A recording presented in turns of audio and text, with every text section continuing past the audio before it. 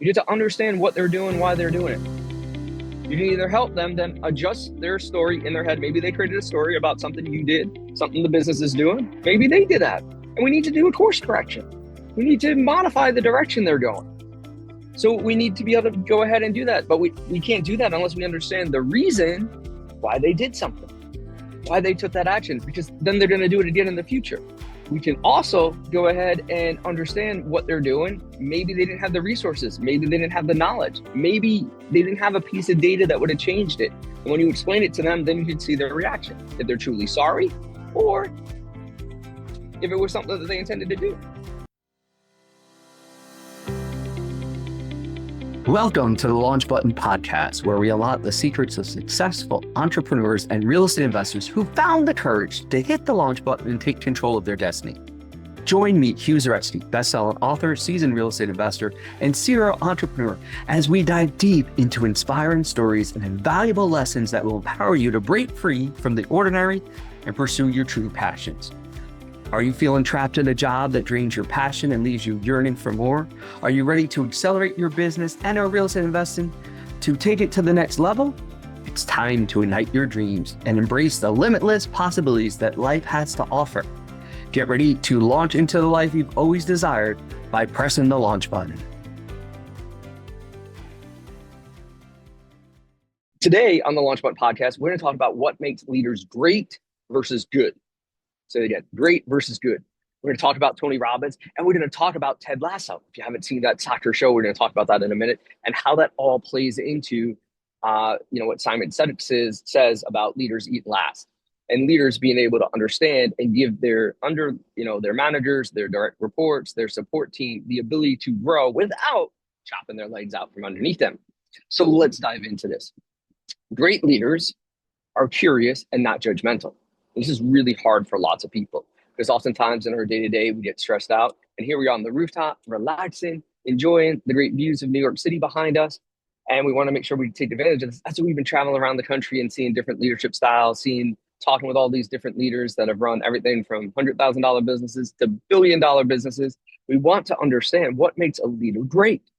And you've heard lots of interviews with different people on our podcast that are going through different things. And sometimes when we struggle, those leaders, we get tired. And when we get tired, we probably don't have the best reactions. And I've done in the past to people. I know it. And that's why we're going from, good to great. We're constantly working on that and taking that next step in leadership. But we got to be careful we're not chopping the legs out from under people that are actually growing, because we make judgments and are not curious. This really came up after the Aspire Tour and something David Goggins said while we were out there. And we brought a team of people out there last week. You may have seen some of our posts. Different things like that. We brought a team of people out there to go ahead and understand different leadership styles, different ways that people do things, and the science behind running events. So that's one of the things we teach public speaking, teach people how to go out there and create those events, and just get a chance to watch the science book at the Aspire Tour and be able to break that down for people. But let's talk about this. As a leader, when something happens in your business, do you make a judgment on why somebody does something, or are you curious and ask questions? Now, when we make judgments, we send passive aggressive text. We don't understand why. We make a judgment on why one of our people did something versus asking them the question and putting it in question format. Hey, you did this. What were you thinking? Let me understand your thought process. And I say this all the time because when I was back in corporate world at Getty Images, I was that leader that was like, all right, you did that. That means you were trying to hurt us. You were trying to hurt the business. I was super protective of people and things. And, nobody was allowed to yell at my team except for me. I actually prided myself on making other managers cry. Not a good thing. I understand that. But at that time, it was, hey, I needed to defend my people. And I'm very protective of my people. So when people would come at them, I said, hey, you can yell at me, but you don't get to yell at my team. It's a leadership lesson I learned when I was 16 years old. From this guy, Mike, from Australia, at my very first job. He said, you don't get paid enough to get yelled at. I'm the boss. I'm the one that gets yelled at. You're just implementing whatever I say. So if somebody wants to yell at you, you just tell them to come talk to me. And Mike was 6'4", sounded like Arnold Schwarzenegger. So most people didn't want to go talk to him. And that's a leadership style. I mimic different leadership styles. And most of us have mimicked different leadership styles, from your earliest mentors, whether that's your parents, whether that's your first job, whether that's different people in business. You tend to pick things up from their leadership style. So let's talk about this. Tony Robbins does this thing. And I said, we talked about Tony Robbins and Ted Lasso. Ted Lasso's coming up. Don't you worry. But Tony Robbins talks about, being curious and creating stories, or is it a truth? And oftentimes as leaders, when we have people underneath us and they're growing as leaders, they're going to sort of step out. They're going to take chances in the business because you tell them, go, I'm empowering you to go do that. Lots of you guys have said that to your people. You're empowering them. And then you cut the legs out from underneath them when they do something, when they step out of line or they do something that you didn't want to do or didn't fully understand. So instead of jumping down their throats, what we need to do is we need to pause and step back. This is one of the things David Goggins said when, it's your worst day, you need to sort of pause and step back and look at your resume. What have you done? What have you accomplished to get you continue to go? And we need to do that as leaders. If somebody does something that may not be in line with what we do or what we want, we don't send the passive aggressive text. That's bad. We don't go ahead and, smack them down in public or whatever it happens to be. What we really should do is we should be curious and we should ask the question. See, when you send the passive aggressive text, you made a story that person was trying to do something maybe to you, to your business, to the different things that are happening in your life. And that's probably not what they were thinking at all. They probably thought they were helping you. And maybe it came out wrong. Maybe you interpreted wrong. But if we jump down their throats, they're not going to step out. They're not going to take the action. They're not going to support what you want to do because they're going to be afraid the next time you're going to do the same thing. You're going to cut them down. We don't want to do that to our people. We want to build them up because as leaders of businesses, whether it's an entrepreneur business, whether it's a traditional business, you need people to step up into different positions so that then you could raise to the next level. We say all ships rise with the rising tide. Well, I need people to rise up in my organization and take different roles so then I can go to the next one. For a while there, I wasn't able to travel as much or I wasn't able to do things because I didn't have people to backfill my webinars. I didn't have people to backfill certain things. And now that they are stepping up, they're not going to do it 100% the way I do. I know that. They're going to do it their own way. Some ways will be better and some ways will be worse, to be honest. But I got to do that. And the 80-20 rule says, hey, if it's 80% of what I do and they're filling it in and they're excited about it, well, they're going to grow into that position and pretty soon they'll be at that 100%. But I got to let them grow. I can't chop them down.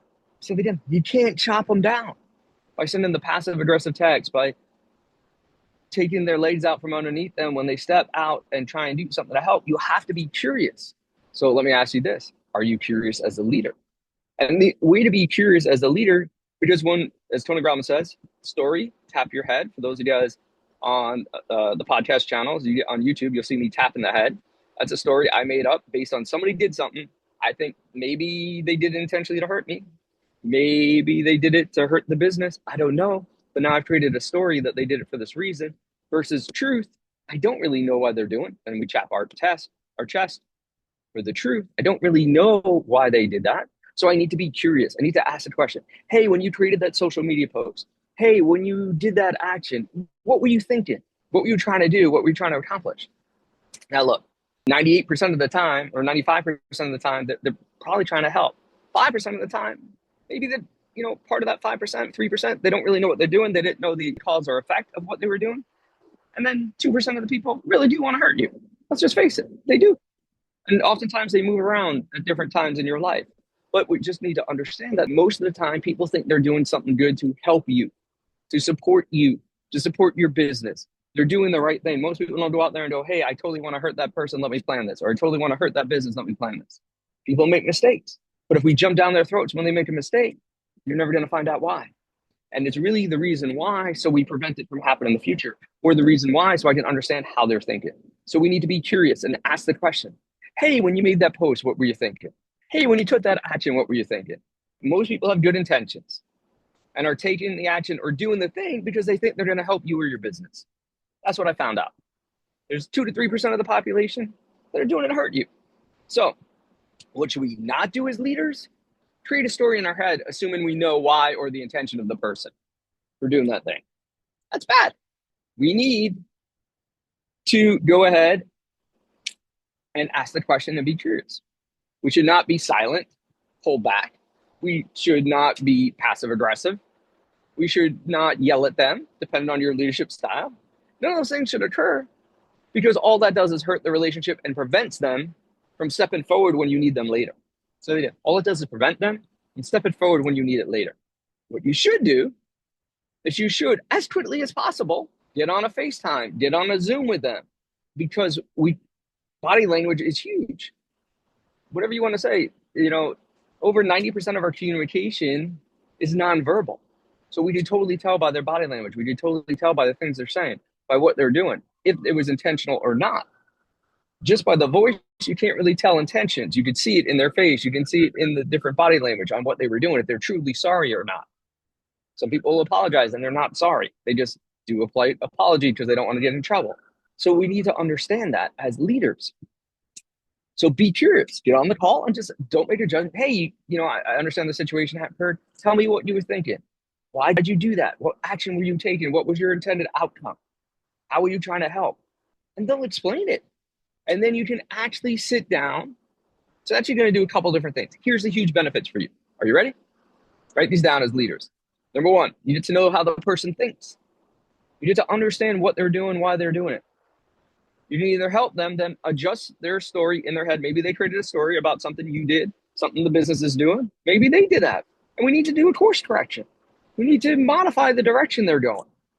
So we need to be able to go ahead and do that. But we can't do that unless we understand the reason why they did something, why they took that action, because then they're going to do it again in the future. We can also go ahead and understand what they're doing. Maybe they didn't have the resources. Maybe they didn't have the knowledge. Maybe they didn't have a piece of data that would have changed it. And when you explain it to them, then you can see their reaction, if they're truly sorry or if it was something that they intended to do. This is where we get to see leaders, and this is where growth happens. Growth happens under stress. Growth happens when people are unsure of what's going on, or they take a leap of faith and they see how you react. Because if you support them as a leader and they know you have their back, well, then they're going to be comfortable doing it next time. They're going to be taking that risk next time. And maybe they prevent a situation. Maybe they prevent a fire from happening in your business. Or maybe you got to have the conversation again. And it's just an example of them learning. So which of the two do you do as a leader? Are you curious or are you judgmental when something happens? Now, let's have some fun with this. There's a great scene in the movie, in the TV show Ted Lasso. Yes, it's a soccer movie or football, depending on where you're from. Show. It's actually a show, not a movie. And in Ted Lasso, there's a scene there where they go to the bar. I think it's in one of the first couple seasons. They go to the bar and Ted's at the bar and Rebecca's ex-husband walks in, Rupert, who bought this other soccer club, and they're super competitive, and he feels like he needs to protect her. And, he was playing darts and challenges Ted to darts. Ted being American, darts is more of a British sport. So, he already makes the assumption that Ted doesn't really know how to play darts. And they start playing and they bet. And the bet, increases to Rupert not being allowed to come around the club. And, Rupert laughs and says, okay, sure, let's take that bet. And they start playing darts. And towards the end of it, Ted does this great little monologue where he talks about, all my life, people have been judgmental and not curious about me. And if you were curious about me, you would have asked me questions. Hey, Ted, have you played a lot of darts? But Rupert didn't ask that. He assumed he knew if Ted had played darts or not. And Ted, during this whole monologue, and it's a great scene, you can look it up on YouTube, you can look it up on whatever, says, well, if you were curious, because now Ted's down, he needs like triple 20s, and a bullseye. It's a game called cricket in darts.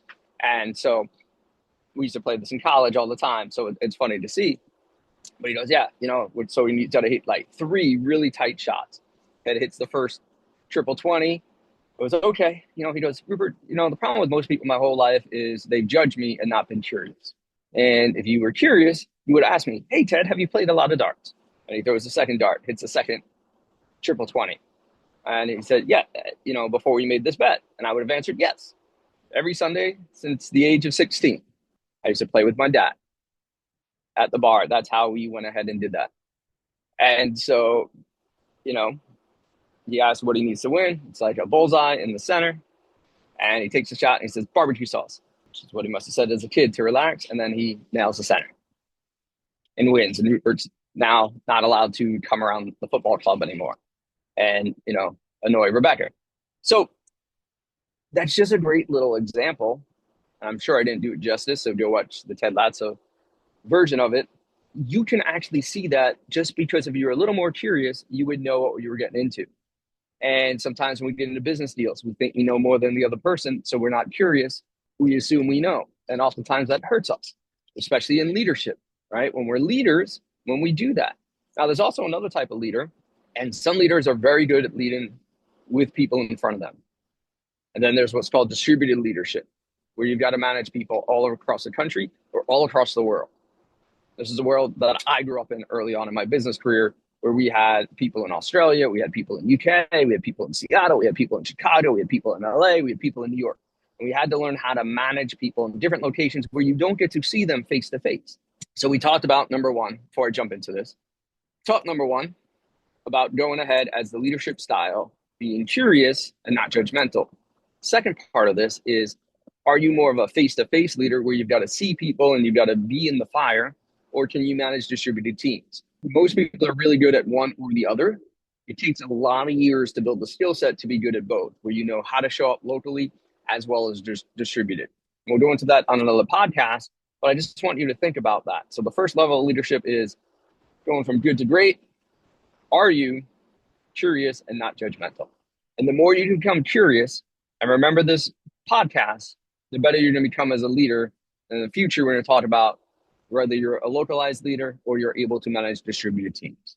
So appreciate your time here today. I want you guys to go out there, look at your leadership style, go watch the Ted Lasso, go watch Tony Robbins, understand whether you're making up stories and when you're making up the truth.